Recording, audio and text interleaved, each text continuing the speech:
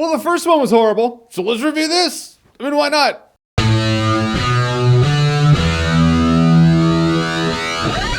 Ouija, Origin of Evil. So Ouija, Origin of Evil is a sequel to the shitty Ouija movie. It's actually a prequel to the Ouija movie. This takes place in the 1960s in Los Angeles, which I was pretty pumped for because I like old school Los Angeles. And in the end, it doesn't actually mean anything because it takes place in the 60s, yes, but nothing in this movie actually was specifically a Los Angeles thing. It could have taken place in the 60s in Mobile, Alabama. It wouldn't have made the movie any different whatsoever. So it takes place in the 1960s on Earth in America. And there's this family with good intentions. They're scamming people to give them closure about loved ones who have died, but in the end, like all of these, they're scams. And then they get a Ouija board, and then bad things start happening, and then we have our haunting/possession ghost movie. One that's quite a bit better than the first one. I'm gonna be honest with you about that. Granted, saying a sequel to the original Ouija movie is better is no feat whatsoever. I'm actually saying I enjoyed Ouija Origin of Evil as a movie. Crazy. First of all, the actors in the movie did a good job. I mean, from the hottest mom ever, seriously. Wow. But she did a good job at bringing heart and trying to keep this family afloat when they're going through financial troubles. Then the older daughter did a great job in her role of being the rebellious teen. Yes, but she's not the problem. Problem comes from the little girl, not her acting. I thought she was great. She's a creep, which is great because you first see her and you're like, oh, you're a cute kid. And then later on in the movie, she's all evil. And you're like, get out of my house, demon child. That's a lot to put on that girl. There's a lot resting on this little girl's shoulders to ultimately be Damien from The Omen for this one. And she did a good job when any scene is happening and she's in the room after, the ghost stuff starts going down. You just look at her and you're like, let's go somewhere else.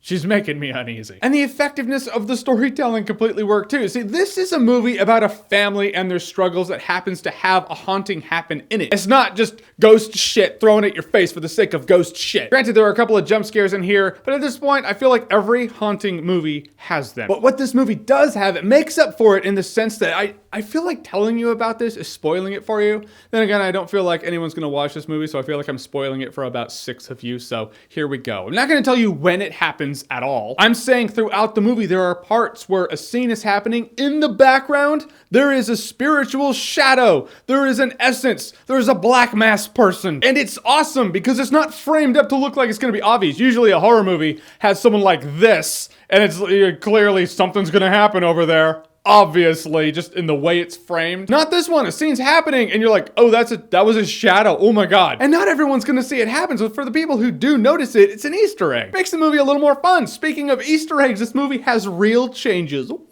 That's just the projectionist in me, man. You remember in Fight Club, Tyler Durden talked about cigarette burns and a little real change dot that happens in the corner of the screen. You don't see that much anymore because everything's digital and they don't have real changes. It's made the movie a bit more fun. I just like it when a movie can have fun. If there's ever a genre to do something like that, it's gotta be the horror genre. And so all that effectiveness aside, the flaws come from the fact that the movie does drag on in parts. I found myself yawning about a little over halfway through the movie. And that's not just me wishing for more scary shit to happen, though I could have gone for that. The family dynamic alone wasn't always enough to drive the plot forward. It worked for a big chunk of it, and at a point you just want things to get going, and it wasn't always going. The movie easily could have been about 10 to 15 minutes shorter. It really could have. It ended like 3 times. But it doesn't take away from the fact that I walked out of this movie going, yeah, all right, so props to this. I expected to murder this thing. I expected to get on camera and be like, all right, guys, let's get to work. But I will definitely say it's worth watching. No alcohol required. All right, guys, so Ouija 2, have you seen it? What did you think about it? Or what's your favorite horror movie sequel ever? Whatever it is, whatever you think, comment below. Let me know. No,